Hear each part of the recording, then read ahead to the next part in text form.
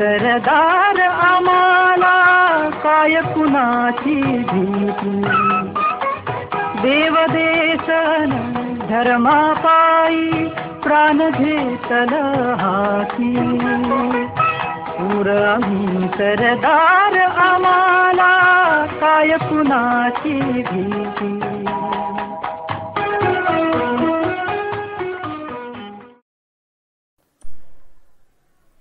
नमस्कार साहित्य उत्सव. मी राधिका बाकले. गौरवशाली इतिहासाची जाण असेल तरच सुवर्णमय भविष्यकाळ घडवता येतो हे वास्तव तुम्ही आम्ही नेहमीच स्वीकारायला हवे. आणि यासाठीच साहित्य उत्सव घेऊन येत आहे इतिहासाच्या पानावर स्वतःच्या अस्तित्वाचा ठसा उमटवणारे, मग ते नायक असो वा महानायक, प्रत्येकाची दखल घेणारे विशेष सदर निखिल भेंडे यांच्या सोबत मी इतिहास बोलतोय.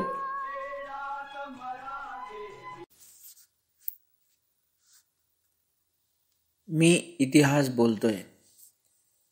साहित्य उत्सव समूहावरील सर्व रसिक श्रोत्यांना नमस्कार. हे हिंदू शक्ती बुद्ध दीप्तितम तेजा, हे हिंदू तपस्या पूत ईश्वरी ओजा, हे हिंदू श्री सौहार्दभूतीच्या साजा, हे हिंदू नृसिंहा प्रभू शिवाजी राजा. अशा हिंदवी स्वराज्याचे शिल्पकार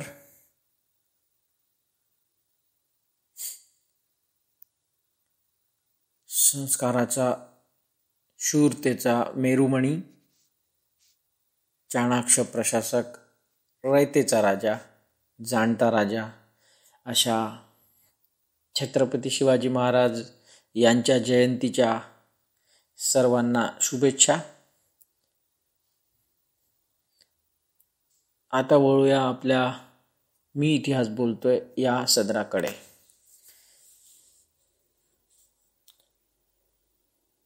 गेल्या भागात एका नवीन प्रदेशाबद्दल आपण जाणून घेतले होते, जे म्हणजे माया संस्कृती.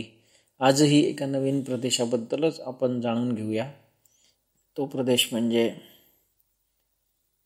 आज सर्वांनाच तो प्रदेश बऱ्यापैकी माहिती आहे. अलीकडेच क्रिकेट संदर्भात आणि सध्या सुरू असलेल्या ऑस्ट्रेलियन ओपन टेनिस स्पर्धेमुळे तो चर्चेत आहे. तुम्हाला लक्षात आलंच असेल, आपण जाणून घेणार आहोत ऑस्ट्रेलियाबद्दल, म्हणजेच ऑस्ट्रेलियातील मूळ निवासी असलेल्या अबोरिजिन यांच्याबद्दल. पश्चिम गोलार्धातील अमेरिकेप्रमाणेच ऑस्ट्रेलिया हे देखील एक अनोळखी खंड होते. बिग बँग थिअरीनुसार महाविस्फोट झाला आणि एक गोळा असलेल्या पृथ्वीचे अनेक खंड पडले, ज्याला महाद्वीप म्हणतात. यातूनच पुढे समुद्र आणि भूभाग यांच्या सरकण्यातून महाद्वीप निर्माण झाले. त्याचा एक तुकडा खूप दक्षिणेकडे सरकल्यामुळे तो पृथ्वीच्या अन्य भागापासून वेगळा झाला आणि तो बऱ्याच दिवसापर्यंत वेगळाच राहिला. इसवी सनाच्या 17व्या शतकामध्ये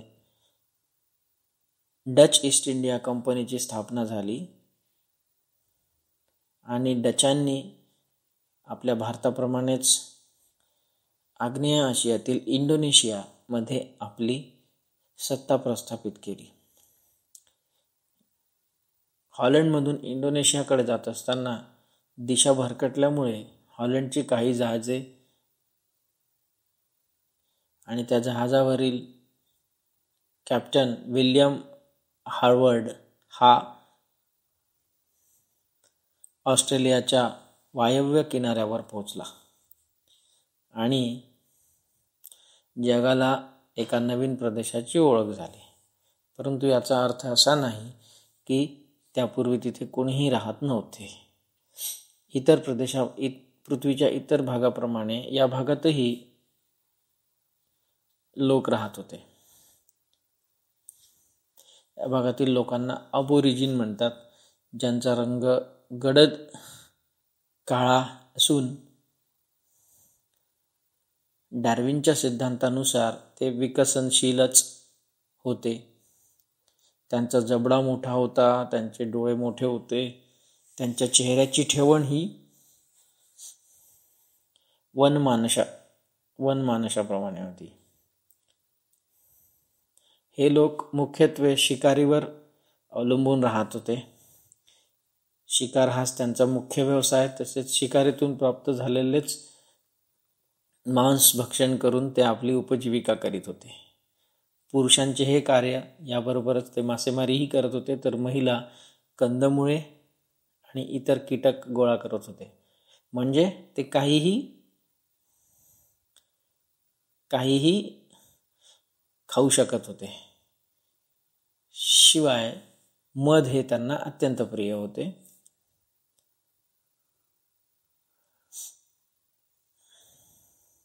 शिकारीसाठी ते ओमेरा आणि बूमरँग या नावाची हत्यारे वापरत. ओमेरा हे हत्यार चाकूप्रमाणे होते, तर बूमरँग हे भाल्यासारखे हत्यार होते, परंतु त्याची विशेषता अशी होती की ते लक्ष्याचा वेध चुकला जरी असेल तरी कुठेतरी धडकून ते हत्यार त्यांच्याकडे परत येत असे. डिंगो हा कुत्र्यासारखा दिसणारा एक पाळीव प्राणी त्यांच्याकडे असायचा. या व्यतिरिक्त ते इतर सर्व प्राण्यांची शिकार करत होते, जसे की ऑस्ट्रेलियात सापडणारे प्लॅटिपस, एकिडना, एमू, विविध प्रकारचे साप, तसेच कंगारू. या सर्व प्राण्यांची ते शिकार करीत होते. कंगारूबद्दल एक विशेषता आहे. कंगारू या शब्दाचा निश्चित अर्थ आजही कुणाला माहिती नाही, कारण अबोरिजिन लोकांची भाषा कुणालाही समजलेली नाही. जेव्हा पाश्चात्य लोक ऑस्ट्रेलियात पोहोचले तेव्हा हा विशेष तसेच निराळा असा प्राणी पाहून त्यांनी इथल्या अबोरिजिनना विचारण्याचा प्रयत्न केला की हा कोणता प्राणी आहे, परंतु भाषा समजली नाही. त्यांना एवढेच समजले की हे आपल्याला काहीतरी विचारत आहे. तर त्यावर त्यांनी कंगारू म्हटले, ज्याचा अर्थ होतो तुम्हाला काय विचारायचे आहे. आणि याचा अर्थ पाश्चात्यांनी हाच घेतला की हा प्राणी म्हणजे कंगारू आहे. तर असे हे अबोरिजिन लोक शिकारीबरोबरच एकत्रच ते राहत होते. त्यांची राहण्याची ठिकाण हे निश्चित नव्हते. वातावरणाच्या बदलानुसार ते आपले राहण्याचे ठिकाण बदलत असत. त्यामुळे ते वसाहती करून कधीही राहिले नाही. आणि त्यांनी आकाश मंडप, पृथ्वी आसन, जसे आपले संत तुकाराम म्हणतात, त्याचप्रमाणे म्हणजे निसर्गाशी एकरूप झालेले हे लोक होते. सांस्कृतिकदृष्ट्या हे खूप प्रगत होते. विशिष्ट प्रसंगी हे समूह नृत्य करून आपला आनंद व्यक्त करीत असत आणि तत्सम प्रकारचे सण साजरे करीत असत. अशा प्रकारे हे अबोरिजिन लोक अख्ख्या जगापासून दूर आपल्याच धुंदीत गुण्यागोविंदाने नांदत होते. परंतु त्यांच्या या सुखी आयुष्याला पाश्चात्यांच्या आगमनामुळे ग्रहण लागले. 18व्या शतकात इंग्लंडमध्ये औद्योगिक क्रांती झाली. त्यामुळे इंग्लंडमधील शहरातील लोकसंख्या झपाट्याने वाढली आणि त्यातून अनेक प्रश्न निर्माण झाले. बेरोजगारी, लोकसंख्या वाढ, राहणीमानातील बदल, या सगळ्या घटनांमुळे इंग्लंडमध्ये गुन्हेगारीचे प्रमाण वाढले आणि या गुन्हेगारांना ठेवण्यासाठी इंग्लंडमधील तुरुंग अपुरे पडले. यावर जेम्स कुक याने उपाय शोधला. त्याने ऑस्ट्रेलियात जाऊन तेथील अबोरिजिन लोकांना हुसकावून लावण्यास सुरुवात केली. सुरुवातीला किनारी प्रदेशातून त्यांना हुसकावून लावले आणि जिथे जिथे गेले तिथे तिथे मग इंग्लंडमधील या अपराध्यांना ऑस्ट्रेलियामध्ये नेऊन ठेवण्यात आले. अशा प्रकारे इंग्लंडचे एक तुरुंग म्हणून ऑस्ट्रेलियाचा उदय झाला. परंतु यामध्ये अबोरिजिन लोकांना आपले राहते घर गमवावे लागले. इंग्रजांनी त्यांना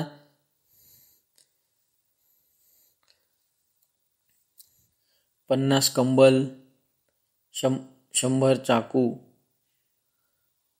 काही अवजारे, हत्यारे, काही कपडे यांच्या मोबदल्यात हिरवळीच्या प्रदेशातून वाळवंटी प्रदेशात जाण्यास बाध्य केले.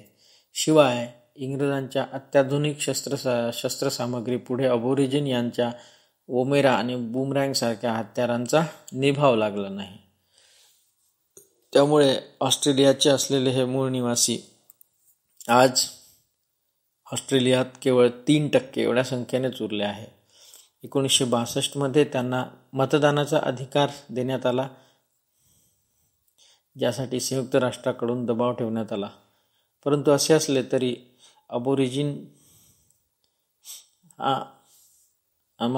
यानंतर अबोरिजिन यांना त्यांच्या विशेष क्षेत्रात आपल्या पद्धतीने राहण्याचा अधिकार ऑस्ट्रेलियन शासनाने दिला. परंतु हा अधिकार दिला असतानाही अबोरिजिन यांची संस्कृती नष्ट करण्याचा मात्र त्यांनी पुरेपूर प्रयत्न केला, ज्यासाठी अबोरिजिन यांच्या मुलांना त्यांच्या पालकांपासून वेगळे ठेवण्यात आले आणि अशा वेगळे ठेवणाऱ्या संस्थांना भरभरून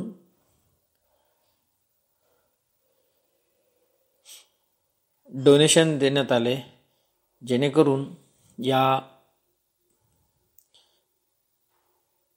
चालीला बळच मिळाले. अशा प्रकारे हे सर्व जगापासून वेगळे असलेले अबोरिजिन लोक 19वे शतक संपता केवळ नगण्य उरले. परंतु पुढे याच अबोरिजिनांनी समाजाच्या मुख्य प्रवाहात येण्याचा प्रयत्न केला. 1971 विम्बल्डन स्पर्धा जिंकणारी इव्हान कांगलॉंग असो किंवा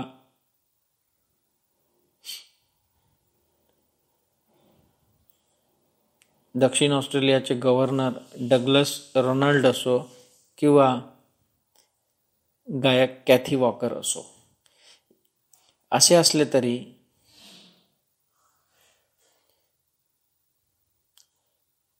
वर्णवर्चस्वाच्या नावाखाली अबोरिजिनांची संस्कृती ही काळाच्या ओघात आणि ब्रिटिशांच्या साम्राज्यवादामुळे तसेच युरोपातून नव्याने आलेल्या लोकांनी त्यांच्यासोबत आणलेल्या रोगराईमुळे आणि